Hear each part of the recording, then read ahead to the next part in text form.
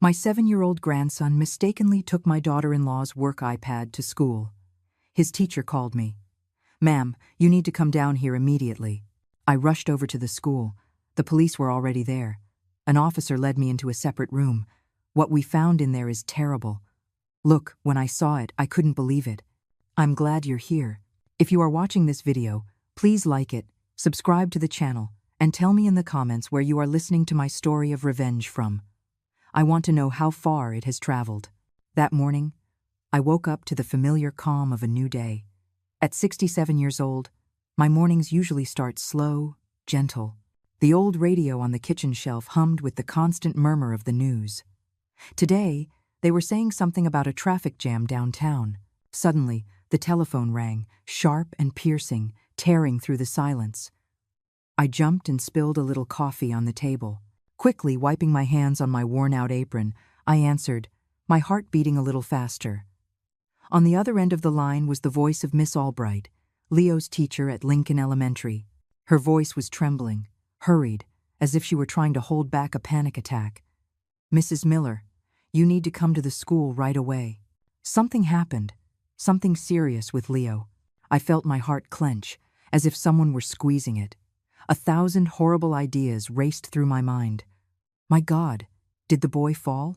Did he hurt himself somewhere, teacher? I nearly shouted, my voice breaking with fear.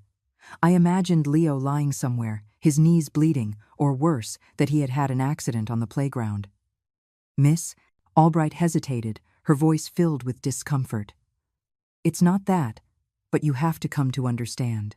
I didn't have time to ask more. My mind was spinning, with only one thought. I had to get to Leo now. I quickly grabbed the old cardigan hanging behind the door, without even turning off the stove, not caring about the coffee pot sputtering away. I ran out into the street, my legs trembling, but trying to walk as fast as possible. The world around me seemed to fade. I could only hear the thumping of my heart in my chest. In the cramped taxi, the driver looked at me in the rearview mirror. "In a big hurry, ma'am?" he asked, his voice curious. I didn't answer. I just shook my head, my eyes fixed on the traffic outside the window. In my mind, an image of Leo appeared. That boy with curly hair, with his little hands that always squeezed mine when we went for a walk. If anything happened to him, I don't know how I could go on living. Leo is my light, the reason I still get up every morning with a bit of joy, even though life is no longer easy. When the taxi stopped in front of the school gate, the scene I saw froze me in my tracks. 2 squad cars were parked right in front of the playground, their red and blue lights flashing non-stop, like daggers in my heart. A few parents were gathered nearby, whispering, with looks of curiosity and concern. I overheard a few words: police, device, serious. Each word was like a hammer blow to my head. I pushed my way through the crowd, nearly running toward the office where I sensed Leo was. Upon entering the small office, I saw Leo immediately. He was curled up in a little ball on an old wooden chair, his little hands clutching his backpack as if it were the only thing protecting him from the whole world. His eyes were red and swollen from crying so much. His little boy's face was filled with fear. I wanted to run and hug him, to tell him everything was going to be okay, but my feet felt nailed to the floor. The principal, Mr. Davis, stood up from his wooden desk and approached me. His face showed concern. His voice was low. "Mrs. Miller, we found that Leo brought a device to class that contains some very strange things." Before I could understand what these strange things were, the door burst open. Detective Harding entered, a tall man with a serious face. In his hands, he carried an iPad carefully sealed in a clear plastic evidence bag, the kind I had only seen in police movies. He looked me straight in the eye, with a cold, emotionless gaze. "This is your daughter-in-law's work iPad, Mrs. Jessica Miller," he said in a firm voice. "When we turned it on, we saw things that I think you should see with your own eyes. Jessica, my daughter-in-law, the wife that Mark, my son, was always so proud of, the mother Leo adored." I felt a chill run down my spine. Jessica worked at a large pharmaceutical company, always busy with meetings and business trips. That iPad, I remembered Leo telling me he had taken it by mistake from his mom's desk, thinking it was his to play games on. I scolded him for being careless, but I never thought the consequences would be so severe. Harding motioned for me to follow him into a small adjacent room. As soon as the door closed, all the outside noises, the parents' murmurs, the sound of cars disappeared. It was just me, Harding, and the iPad on the table. He unlocked the screen, and what appeared made my world fall apart. In front of me were not math homework or children's games like the ones Leo used to play. It was a completely different world, a world I never thought could exist in my family. Long messages, full of sweet words, that were not for Mark, but for a man named Julian. Photos being sent, not of the family or Leo's birthday, but murky images, full of secrets. And then, bank transactions with enormous figures, business documents filled with terms I couldn't understand. I flipped through page after page, my hands trembling, with a lump in my throat as if someone were choking me. "What? What is this?" I whispered, my voice broken. Harding didn't answer right away. He just looked at me, with an expression between stern and compassionate. "We're investigating," he finally said. "But what's in here indicates that Mrs. Jessica Miller is involved in illegal activities, very serious ones." I collapsed into the chair, feeling as if my body didn't have an ounce of strength left. Jessica, the daughter-in-law I thought was the perfect woman, hardworking, attentive, loving to her husband and son. I remembered the night she cooked for everyone, the way she smiled at Leo, how she held Mark's hand. All of it now seemed like a charade. I thought of Mark, my son, who had given his whole heart to his wife, and of Leo, that innocent child who was now sitting outside, scared and not understanding what was happening. Detective Harding's deep, cold voice sounded like a sharp cut, snapping me out of my daze. "We are going to hold on to this device for the investigation. You can't take it." I stayed there, my hands still trembling, nodding like an automaton. In my head, the images from the iPad kept swirling. The messages, the figures, the secrets I never imagined would appear in my family. I wanted to ask more. I wanted to understand why, but my throat was dry. I couldn't say a single word. A young police officer, in a pristine uniform, entered with a folder in his hand. He read in a monotone voice, as if completing a routine procedure. "Evidence seized at Lincoln Elementary School, from student Leo Miller, 1 iPad device, serial number." I stopped listening. I only felt my hands shake as I took the pen to sign the report. My signature came out crooked, a scribble that reflected the chaos in my mind. Leo, my innocent boy, was now caught in a mess that not even I, a 67-year-old woman with life experience, could comprehend. A female police officer, slender and with a soft voice, approached Leo. "Hey, champ, want to come with me to the playground for a little bit?" she said, trying to smile to calm him. Leo looked at me, his eyes still red, and then, obediently, he took the officer's hand and left. Seeing his small back walk away, I felt my heart ache. He's only 7 years old. At this time, he should be running with his friends, not huddled in the principal's office surrounded by police. Miss Albright was nearby, her hands clasped, her gaze full of guilt. "I'm so sorry, Mrs. Miller," she said in a trembling voice. "I was just going to open the device to check Leo's homework. I never imagined." I looked at her, wanting to tell her I didn't blame her, that it was all a terrible misunderstanding, but I just nodded slightly, too weak to speak. In my head, everything was a tangled mess.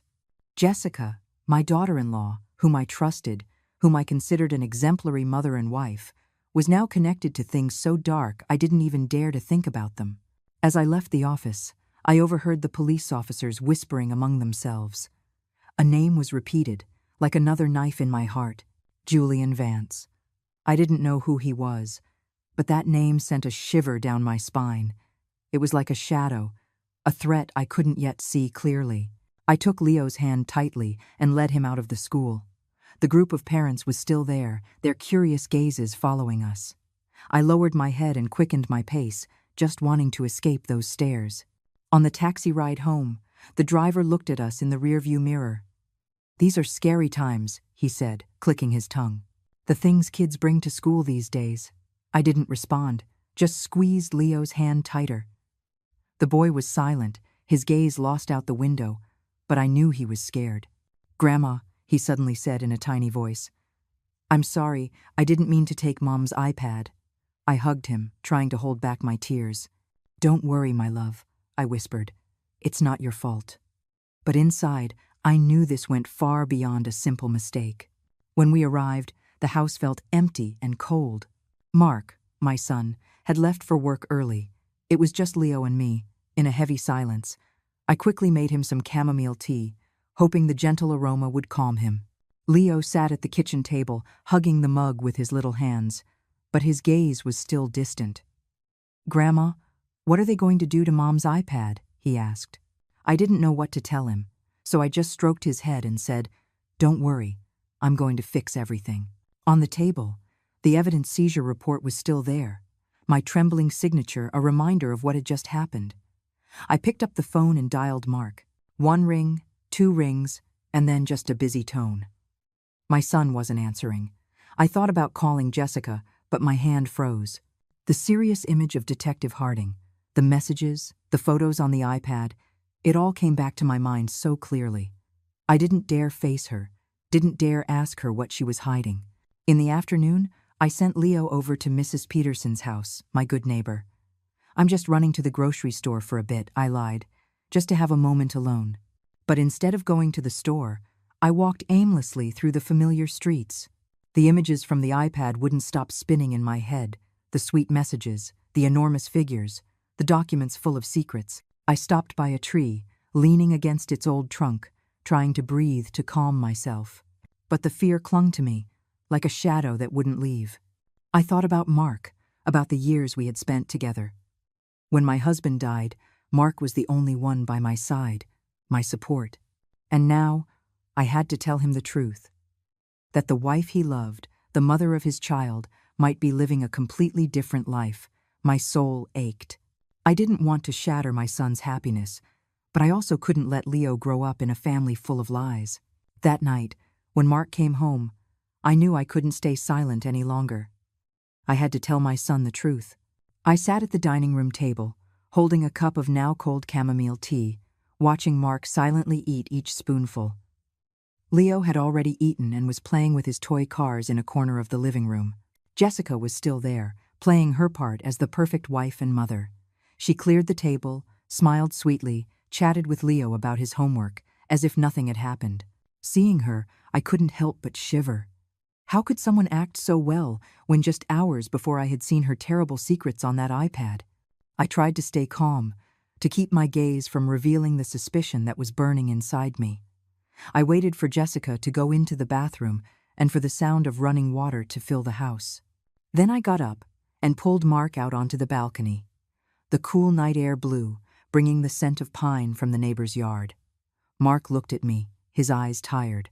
"Mom, what's wrong? Why are you so tense?" he asked in his deep voice. I took a deep breath, trying to gather my thoughts. This was my son, whom I had raised, whom I had watched grow up. How was I going to tell him that the woman he loved might be betraying him, that his family was about to fall apart? "Mark," I began, my voice trembling. "Today, at Leo's school, I saw things that I don't want to believe. But I can't not tell you." I told him everything, from Miss Albright's panicked call, the scene with the squad cars in front of the school, to what I saw on Jessica's iPad. The loving messages, the bank transactions, the secret documents. I blurted it all out in one go, as if stopping would make me lose the courage to continue. "I saw it with my own eyes, Mark. The police are investigating, and they mentioned a name, Julian Vance." Mark frowned, his gaze filled with confusion, but then he shook his head, as if trying to push my words away. "Mom, that's absurd," he said, his voice full of disbelief. "Jess is my wife, Leo's mom. She would never do something like that. It must be a misunderstanding. Someone could have used her iPad, or it's a very bad joke." I took his hand, trying to make my voice sound calm, though my heart was pounding. "Mark, I don't want to believe it either, but I saw the messages, the photos, the figures. The police kept the iPad as evidence. You have to believe me." Mark's patience seemed to run out. He pulled his hand away, threw the cigarette he was holding to the ground, and his eyes flashed with anger. "Mom, you're trying to make me doubt my own wife," he shouted, his tone higher than I had ever heard. Don't you see how tired I am? I work all day to support my family, and now you want me to believe Jess is cheating on me? I don't want to hear any more. His words were like a stab wound. I wanted to scream at him, to shake him so he would snap out of it, but I just stood there, helpless, watching my son turn his back on me and go back inside. Just then, the bathroom door opened. Jessica came out, her hair still damp, and a towel over her shoulders. She looked at Mark and me, with an expression of surprise. "What's wrong, honey?" she asked in her soft voice. But I noticed a flash of tension in her. Mark turned to his wife, and his gaze softened instantly, as if all his doubts had vanished in a second. "Nothing, sweetie," he said, his voice light. "My mom's just worrying too much. I'll always trust you." Jessica smiled, a perfect smile, but I caught a fleeting moment of panic in her eyes before she covered it with her false sweetness. "Mom, why would you think that about me?" she said, her voice choked, as if holding back tears. Did I do something wrong? I wanted to scream, to unmask her, but I remained silent. Her words were part of a play, and I knew I couldn't win against her in that game, not now. Dinner that night was as heavy as lead. We ate in silence. The only sounds were the clinking of spoons against plates and the television with the news on in the living room. Leo, sensitive as all children are, felt the tension. He looked at me, then at his dad, and asked in a low voice, "Did Mommy and Daddy have a fight?" Mark quickly pulled him close, stroking his head. "No, buddy, everything's fine," he said, but his voice trembled, as if he didn't believe it himself. I looked at Leo, my heart in a knot. He didn't deserve this. Didn't deserve to be trapped between the truth and a lie. Jessica cleared the plates in silence, glancing at me from the corner of her eye every now and then. Those glances were no longer those of a daughter-in-law, but silent warnings. I tried to act normal, poured Leo more water, but inside a storm was raging. I knew she was studying me, trying to guess how much I knew. After dinner, Jessica suddenly stood up, with an excuse. "I have something urgent from work. I have to step out for a moment." She put on her coat, grabbed her purse, and left before I could say anything. Mark just nodded, as if he were already used to his wife's unexpected departures. I stood by the window, watching Jessica's figure disappear under the dim streetlights. In the darkness, I saw her stop at the corner and pull out her phone. Her voice, though low, reached me through the slightly open window. "Julian," she whispered, in a tone full of anguish. I stood there paralyzed, my heart racing. That name again, like a ghost, confirming that what I saw on the iPad was no mistake. That night, when Leo was already asleep, I sat alone in the kitchen, under the dim light that illuminated my face. The fear still clung to me, but mixed with it was a fierce determination. I couldn't let my family fall apart. I couldn't let Leo grow up in a world of lies. I knew I had to do something, even if it meant facing the most painful truth. The next morning, while I was hanging laundry in the yard, the phone vibrated in the pocket of my apron, breaking the silence. I wiped my hands, feeling my heart pound as I saw Detective Harding's number on the screen. "Mrs. Miller, we need you to come to the station immediately to give us more information," his serious, no-nonsense voice said. I nodded, though he couldn't see me, and replied, "I'll be right there." I ran into the house. I checked that Leo was playing with his puzzles in the living room. The boy looked up and gave me an innocent smile, but his eyes still held a hint of yesterday's confusion. "Where are you going, Grandma?" he asked in his little voice. I stroked his head, forcing a smile. "I'm just running an errand, my love. Be good." "I'm going to ask Mrs. Peterson to watch you." Leo nodded, but I know he sensed my unease. I went to Mrs. Peterson's house, the neighbor who has been with my family for so many years. She was watering her potted plants in the yard, her gray hair peeking out from under a straw hat. "Rosa, can you watch Leo for a little while, please?" I asked, trying to keep my calm. Mrs. Peterson looked at me, her eyes full of concern. "Grace, something's not right, is it?" "I've seen you so tense since yesterday." I shook my head. I didn't want to drag her into this dangerous mess. "It's just my own things. Don't worry." Mrs.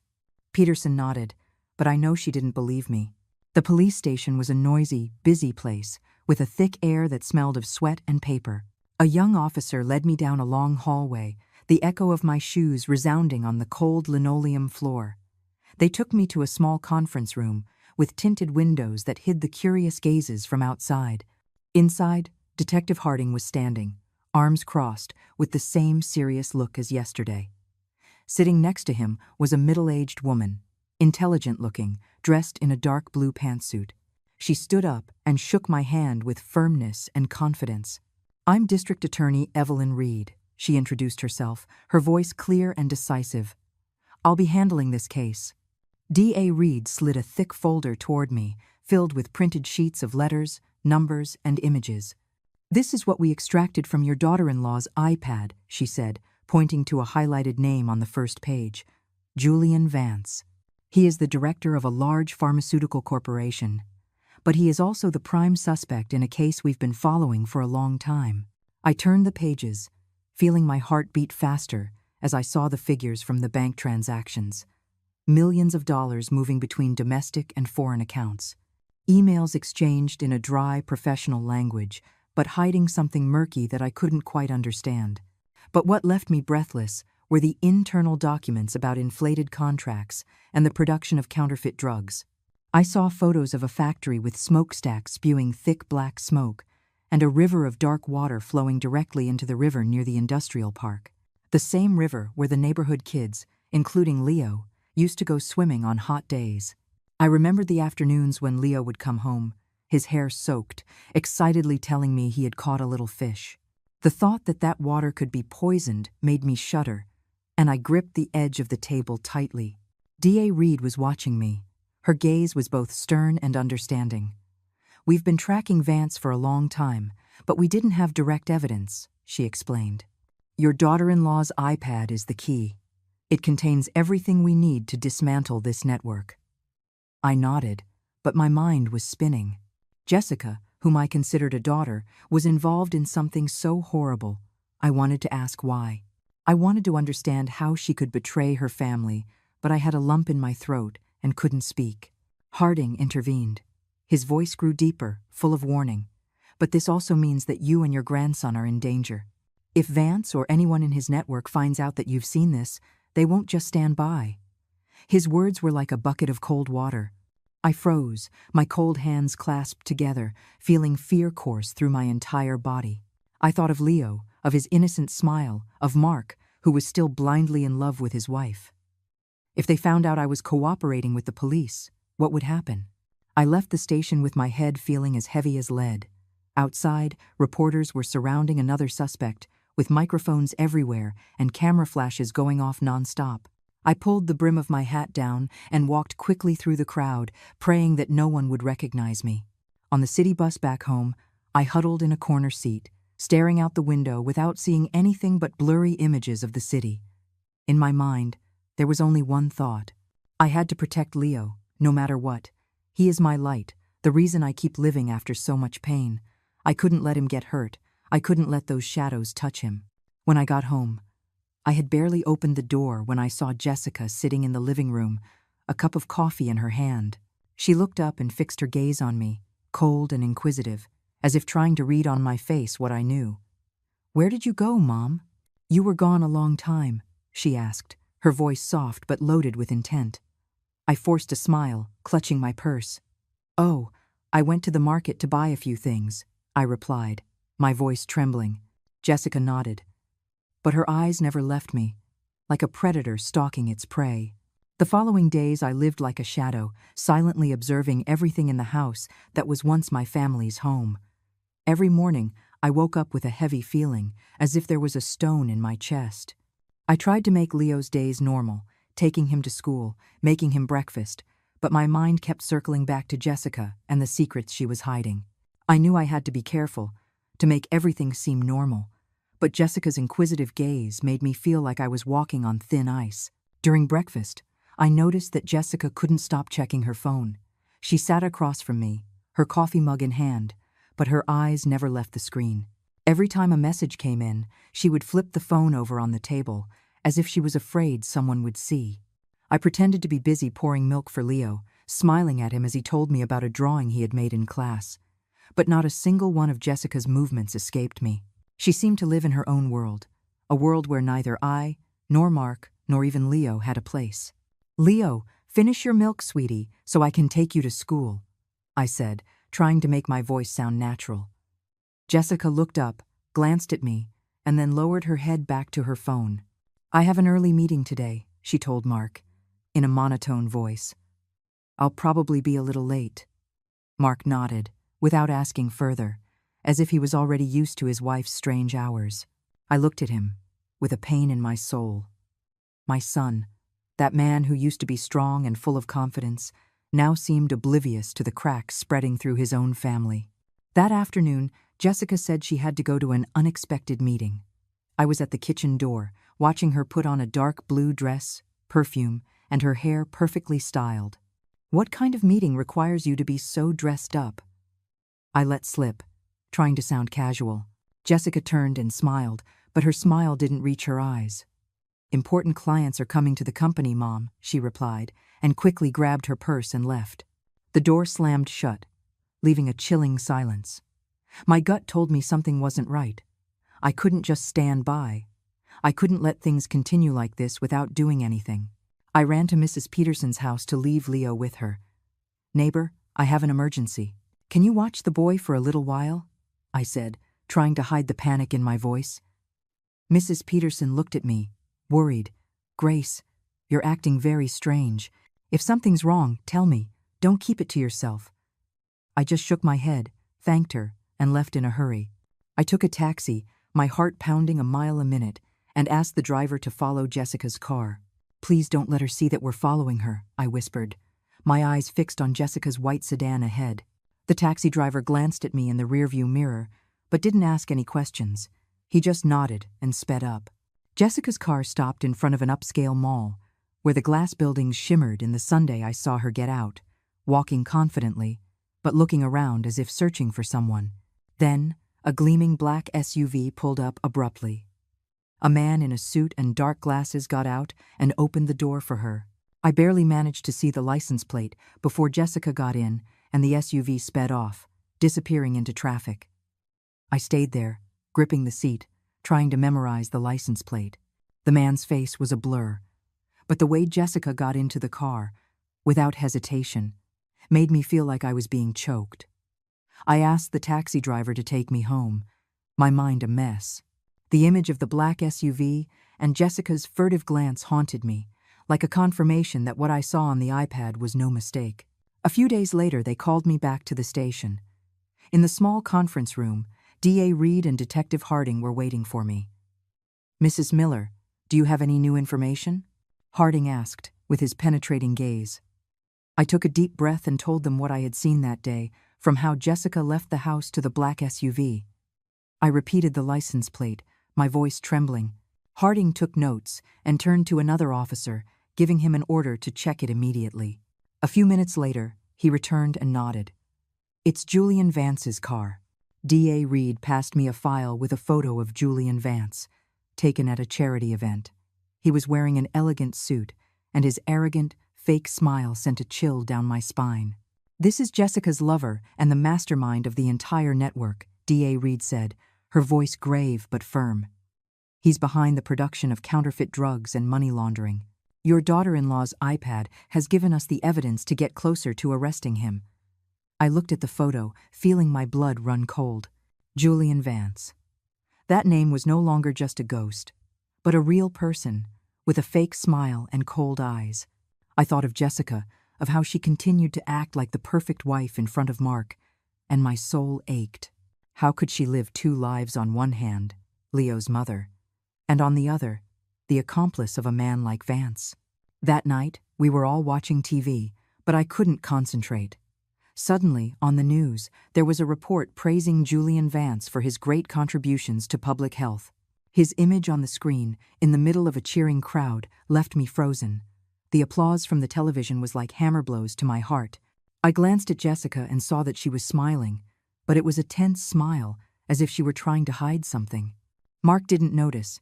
He was focused on the screen, and Leo yawned, resting his head on my shoulder. Late at night, I got up for a glass of water, still restless.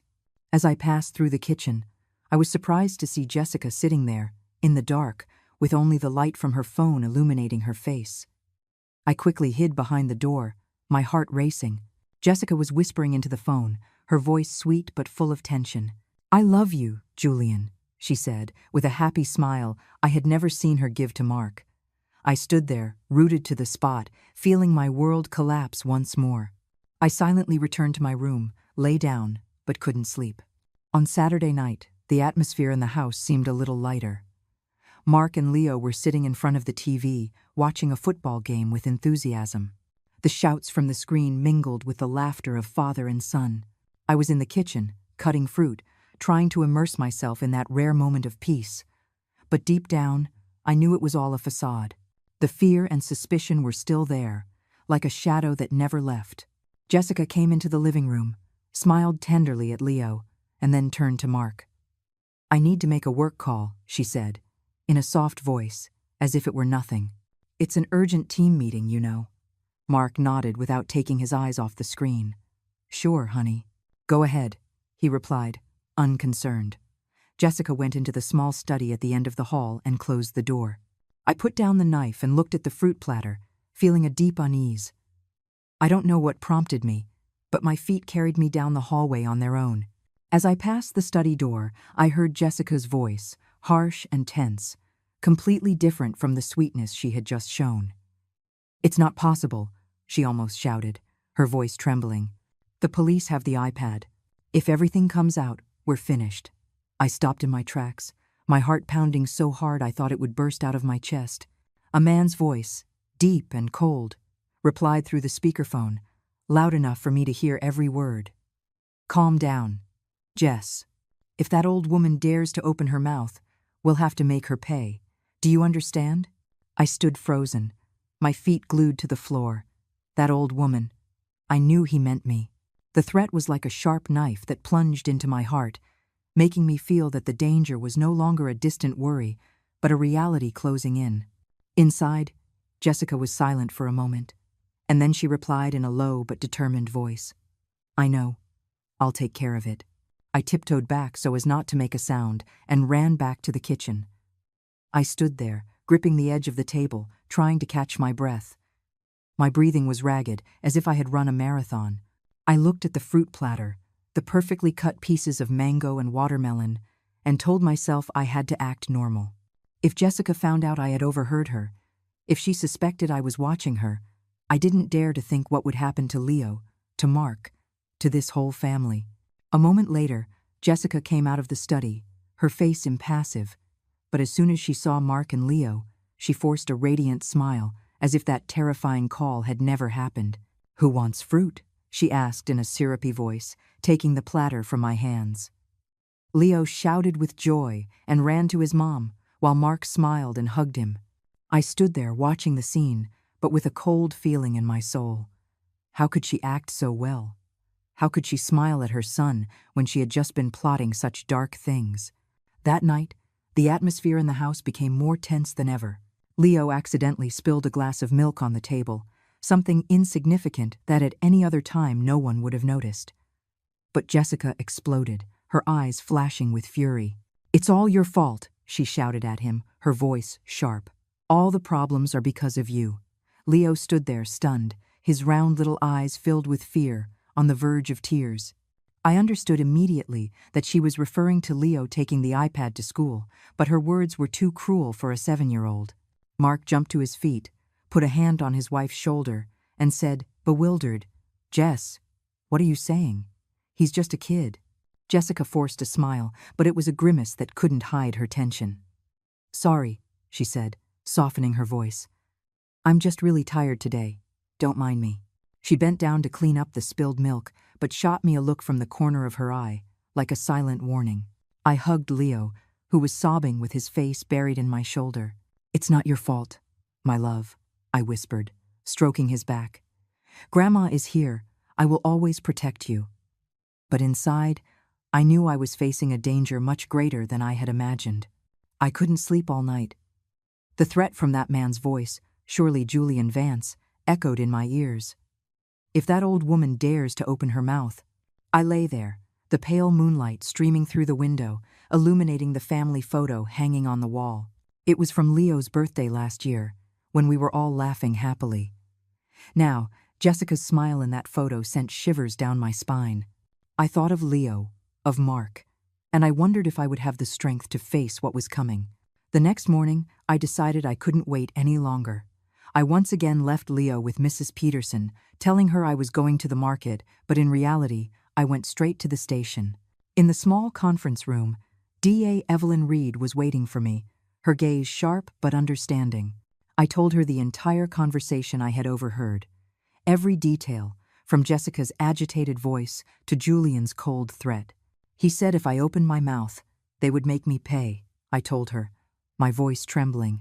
DA Reed nodded, taking notes, and then looked at me. "This information is very important, Mrs. Miller," she said in a firm voice. "It proves that Jessica is directly involved with Julian in covering up the crime. We are going to intensify surveillance on her." I left the station feeling a little lighter for having shared the burden, but the fear didn't leave me. On the way back, as the bus passed a familiar corner, I caught a glimpse of the black SUV I had seen at the mall.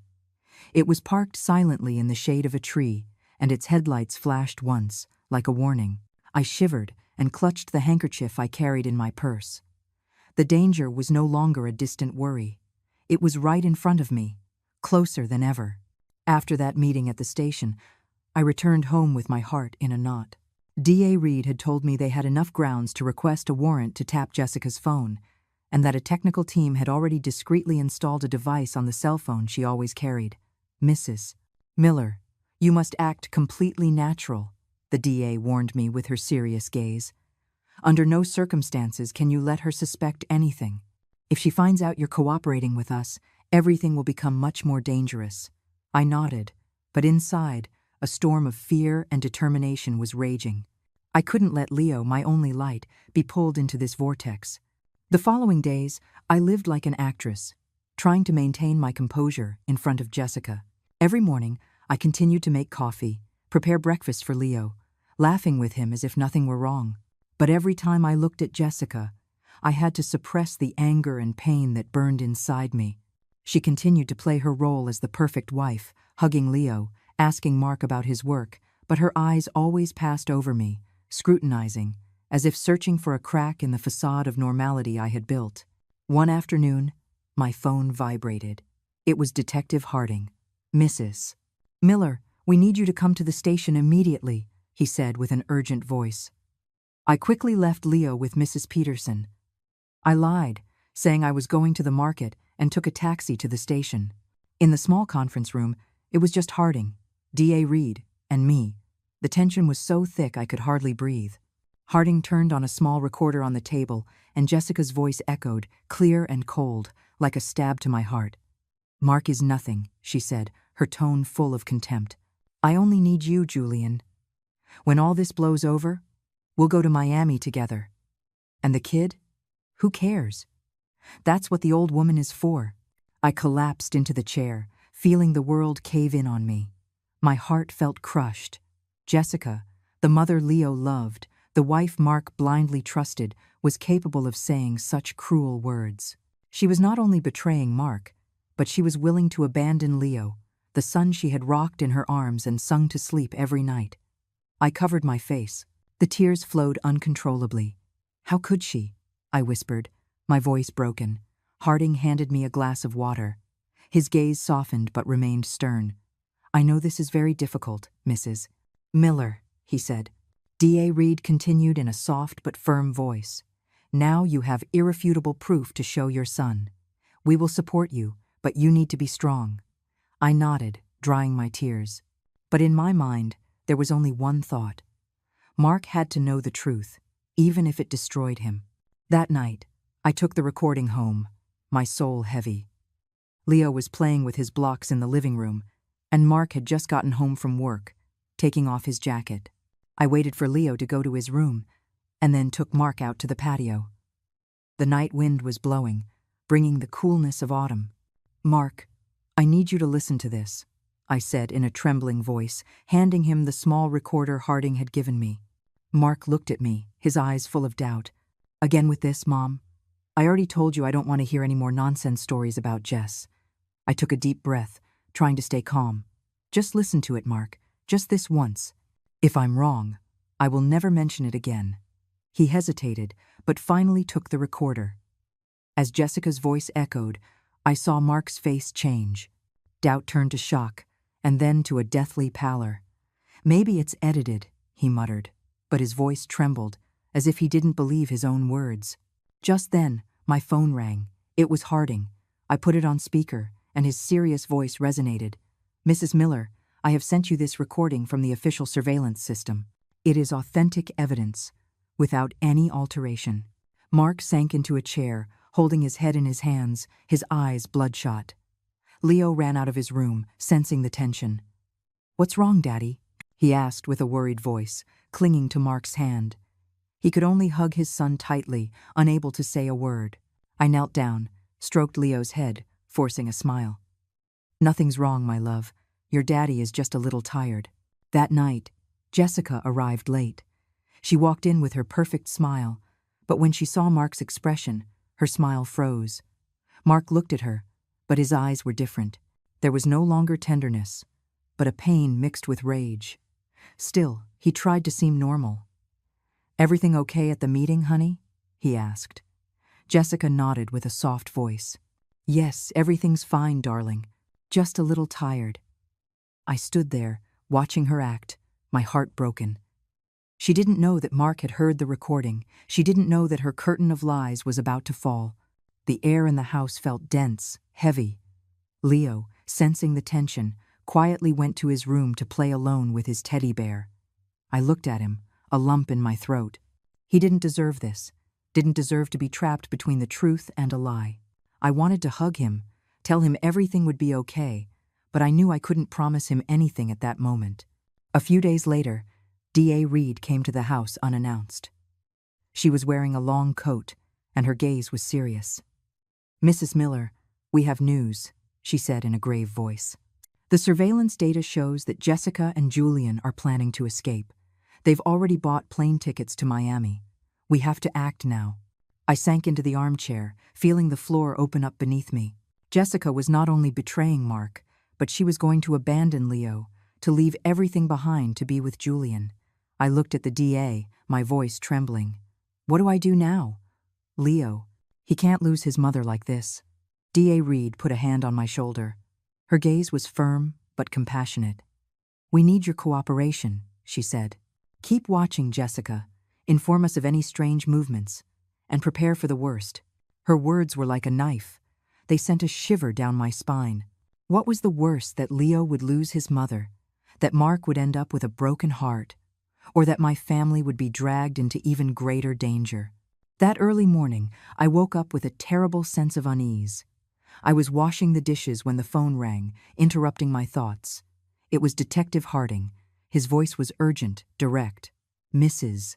Miller, we've just discovered that Jessica bought emergency plane tickets to Miami. The flight leaves from Chicago's O'Hare Airport tonight." I stood frozen. The plate I was holding nearly slipped from my hands. Miami. The word echoed in my head like a sharp knife. Jessica was really going to escape, to leave Mark, to leave Leo, to leave everything to go with Julian Vance. "Are you listening to me?" Harding's voice brought me back to reality. "Yes, I hear you," I answered, my voice trembling. "What do I need to do?" He spoke quickly. "We're going to move in, but you need to tell Mark. He has to know the truth, and we need both of your cooperation." I nodded, though he couldn't see me, and hung up, my heart a stone. I immediately thought of Mark, my son, who was still living in the blind faith he had for the woman he loved. I couldn't let him continue to deceive himself. I put on a coat, left Leo with Mrs. Peterson, and took a taxi to the construction site where Mark worked. When I arrived, he was standing by a pile of bricks, sweating, with a tired look in his eyes. He was surprised to see me. "Mom, what are you doing here? Did something happen?" I took him to a corner where no one could hear us. Tears almost escaped as I told him. "Mark, you have to come with me. Jessica. She's going to run away. She bought plane tickets to Miami with Julian Vance. You have to see the truth with your own eyes. If you don't, you'll regret it for the rest of your life." Mark looked at me. His eyes were torn between disbelief and pain. He shook his head, his voice hoarse. "Mom, again with this?" "I don't." I took his hands, interrupting him. "Mark, I'm begging you, just this once. If I'm wrong, I will never mention it again." He was silent for a long time, his eyes red, and finally he nodded. "Okay, Mom, I'll go." I hugged him, feeling my own heart break. I knew this truth would destroy my son, but I couldn't let him live a lie. In the afternoon, the police picked us up. In the car, Harding explained the plan, his voice calm but determined. "We have undercover agents who will pose as passengers. A team will be at the security checkpoint, and another will be waiting at the boarding gate. Mrs. Miller, Mark, you just have to be there and confirm the identity of Jessica and Vance. Don't do anything to arouse suspicion." I nodded, clutching the sweat-soaked handkerchief in my hand. Mark sat beside me in silence, his gaze lost out the window, as if searching for a moment of peace before the storm. At O'Hare Airport, the atmosphere was a chaos of noise and people. The flight announcements mixed with conversations, but to me, it was all a distant murmur. They took us to a discreet corner in the waiting area, from where we could see without being seen. I sat next to Mark, holding his hand tightly. He said nothing, but I could feel the tension in his every breath. "Mom, if all of this is true," he whispered, his voice broken. I squeezed his hand, not daring to answer, only whispering back, "I'm here, Mark, we'll get through this." At the designated time, I saw Jessica appear. She was wearing a long gray coat, dark sunglasses, and was pulling a large suitcase. Beside her was Julian Vance, in an elegant suit, walking with an air of superiority. They were laughing and talking, like a couple about to embark on a romantic trip. Seeing it, I felt a pain that tore my soul apart.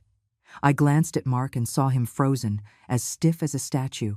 His eyes were red, his hands clenched into fists. "Do you see now?" I whispered, my voice trembling, holding back tears. Just as Jessica handed her passport to the airline employee, the space was shattered by a firm shout. "Police! Nobody move! Julian Vance and Jessica Miller, you are under arrest." It all happened in an instant. The undercover agents appeared from nowhere and surrounded them.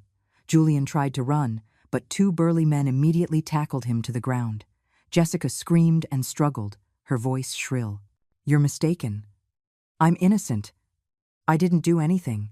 Mark ran towards her, unable to hold back any longer. "Why, Jess?" he shouted, his voice broken with pain. "Why did you do it? Me, Leo, this family. You threw it all away for him?"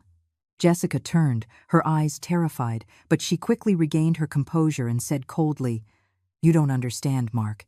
You would never understand." Her words were like a stab that left Mark motionless, his face pale. I ran to Leo, who was hiding behind me, his eyes wide with fear. I hugged him, covered his eyes with my hand, and whispered, "Don't look, my love. Grandma is here." Leo was trembling and asked in a tiny voice, "What's happening to Mommy, Grandma?" I didn't know what to answer. I just held him tighter, feeling his little heart beating at full speed. I wanted to protect him from that scene, from the cruel truth that his mother had chosen a path where he didn't fit. As the police led Jessica and Julian away, she turned abruptly, her gaze locked onto mine, cold and full of hatred, as if I were the one to blame for destroying everything. I stood there, hugging Leo, watching her in handcuffs, feeling a mix of pain and relief. The truth had come to light, but it had also shattered my family. Mark stood motionless, his gaze empty, following his wife with his eyes as they took her away. I wanted to run and hug him, to tell him everything would be okay, but I knew that those words, at that moment, meant nothing. After the arrest at the airport, we were taken directly to the station to give our statements. The squad car moved silently through the busy streets of the city, but I had no mind for anything other than Leo, who was curled up against me, trembling, his little hands clinging to my clothes as if he feared that if he let go, he would lose me forever. I held him tightly, trying to give him some warmth to calm his fear, but I myself was in the midst of a storm of emotions. Mark sat beside me, as absent as a shadow, his eyes red and his gaze lost out the window. He said nothing, but I knew his heart was in pieces. At the station, the air was thick, filled with the incessant ringing of telephones and the hurried footsteps of officers. They took us to a small waiting room where the cold metal chairs made me feel even more alone. I held Leo in my arms, stroking his back and whispering, "Everything is going to be okay, my love." But my words sounded empty, as if I didn't believe them myself. From the interrogation room, just a few steps away, came Jessica's screams, sharp and desperate. "I'm innocent. I don't know anything. You're making a mistake." The furious slam of the DA's fist on the table silenced her voice, but each of Jessica's words was like a knife in my heart. She continued to deny everything, clinging to her perfect facade, even when everything had crumbled. Hours passed in that cold waiting room. Leo fell asleep on my lap, and his steady breathing was the only thing that kept me sane. Mark was still there, without a word, his hands clenched so tight they turned white. I wanted to say something to comfort him, but what words could soothe the pain of someone who had just lost the world they believed in? Finally, an officer approached and allowed us to leave. "That's enough for today," he said in a dry voice. "We'll be in touch if we need more information." But as soon as we walked out the station door, a crowd of reporters surrounded us. The flashes of cameras blinded us, microphones were shoved in our faces, and questions rained down like a torrential storm. "What role did your family play in the Julian Vance case? How does it feel to have your daughter-in-law arrested?" I quickly covered Leo's face with my coat, terrified that his innocent gaze would be captured in the newspapers. Mark could barely walk, stumbling. I took his arm and helped him push through the crowd, praying for some peace. "We're not answering. Please, let us through," I shouted, my voice broken with exhaustion and anger. When we got home, Mrs. Peterson was waiting at the door, her gray hair disheveled and her eyes full of anguish. "Oh, Grace, I saw the news," she said in a trembling voice. "How could all this have happened?" I just shook my head, unable to speak. I felt the tears about to come, but I held them back, not wanting Leo to see me weak. "Thank you, neighbor," I said in a hoarse voice. "Go get some rest. I'm okay." But when Mrs. Peterson left, I felt the world crashing down on me. The house, once filled with the laughter of Leo and Mark, now felt cold and empty. That night, no one touched dinner. I made the chicken noodle soup that Leo loves so much, but he just stared at the bowl, his eyes sad. Mark sat alone in a corner of the living room, with a more than half-empty bottle of whiskey. He mumbled almost inaudibly. "My whole life, I trusted the wrong person." "I believed her, Mom."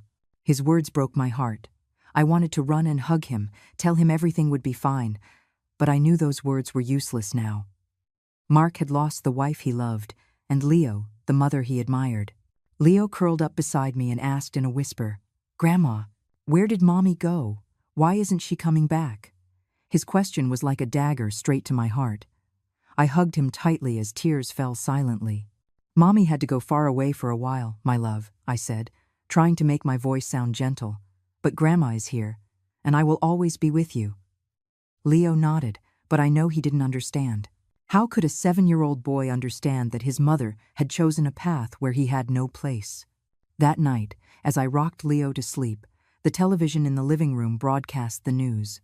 The image of Jessica, handcuffed and with her head down, being led through the hallways of the station, appeared on the screen. Leo, who was not yet fully asleep, saw it by accident. He burst into tears, and his cry of "Mommy" echoed in the dark room. I immediately hugged him and changed the channel, but that image was already seared into his mind. "Why does Mommy have handcuffs, Grandma?" he asked, tears streaming down his cheeks. I held him tighter, not knowing what to say. "I don't know, my love," I whispered, as my own tears fell. "But I promise I will protect you." After the news, my phone rang. It was D.A. Reed. "Mrs. Miller, thank you for your cooperation in this operation," she said, her voice serious but understanding. "We have arrested Julian Vance and Jessica, but the case is not over. I need you to prepare to be the main witness at the trial." I nodded, though she couldn't see me. "I understand," I replied, my voice hoarse. "I'll do what I have to do." The weeks following the arrest at the airport were a whirlwind, as if our entire world had been turned upside down. Mark took an unpaid leave from work to stay home and care for Leo. He didn't want the boy to face the curious stares or malicious questions from people. I watched my son, once a strong man, now gaunt. His eyes were always red, as if he had cried all the tears possible during the long, sleepless nights. I wanted to hug him, to say something to ease his pain, but I knew that no words could heal the wound Jessica had left. Leo, my little grandson, kept asking for his mom. "Grandma, when is Mommy coming back?" he would ask in his little voice, his round eyes full of hope. Every time he did, my heart would clench. I couldn't tell him the cruel truth that his mother had chosen a path where he didn't fit. Instead, I made up vague stories for him. I took him to the park, bought him ice cream, trying to fill the void in his little heart with brief moments of joy. But every time Leo smiled, I saw the hidden sadness in his eyes. At 7 years old, he was too young to understand, but old enough to feel the loss. I had to go to the station several times to speak with D.A. Reed and Detective Harding. They asked me to recount every detail, from what I saw on the iPad, the call I overheard, to the look of hatred from Jessica at the airport. Every time I told it, it was like reliving those horrible moments. But I knew I couldn't stop. "You're doing the right thing, Mrs. Miller," D.A. Reed would tell me, her gaze both stern and compassionate. "Thanks to you, we have dismantled a major criminal network." I would nod, but I felt no relief. Taking down Julian Vance's network was a victory, but my family had paid the price with wounds that would never heal. On the street, the reporters wouldn't leave us alone. They would camp out in front of the house, their cameras ready to snap anyone who came out.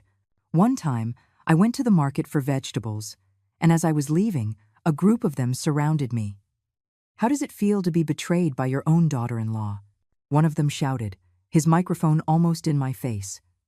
"Did you know about her illegal activities?"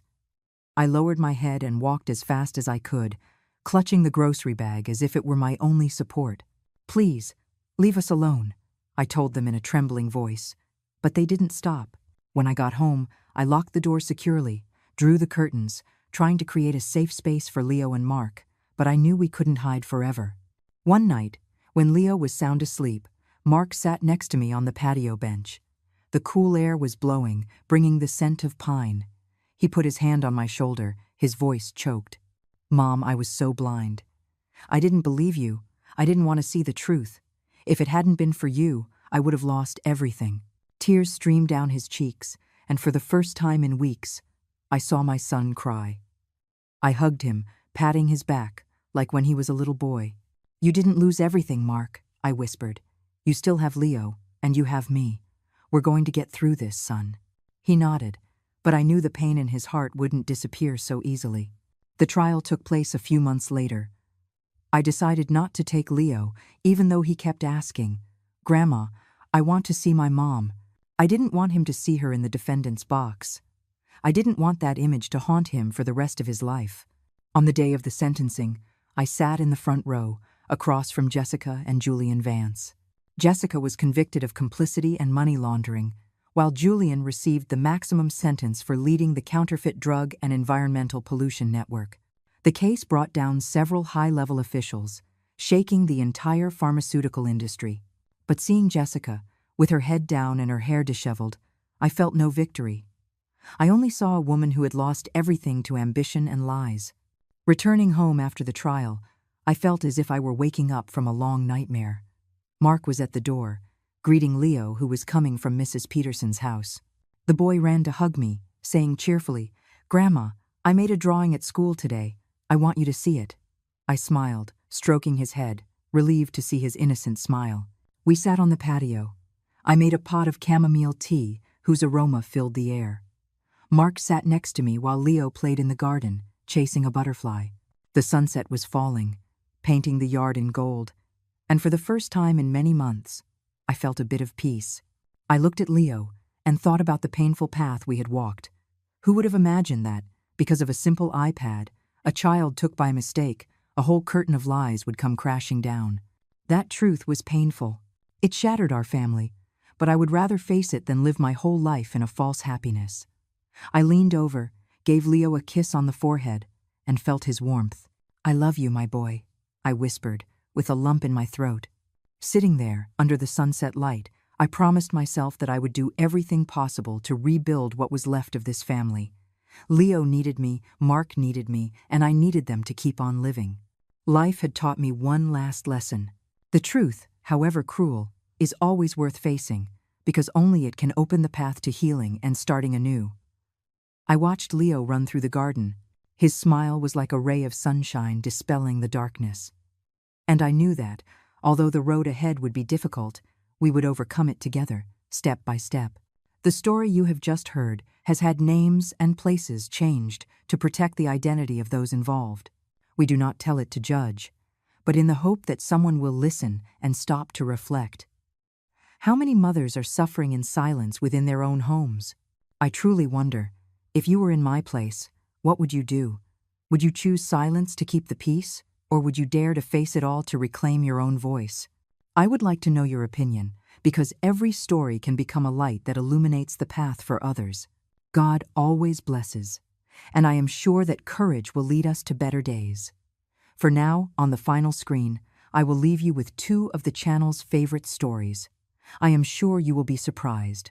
Thank you for staying with me until this moment.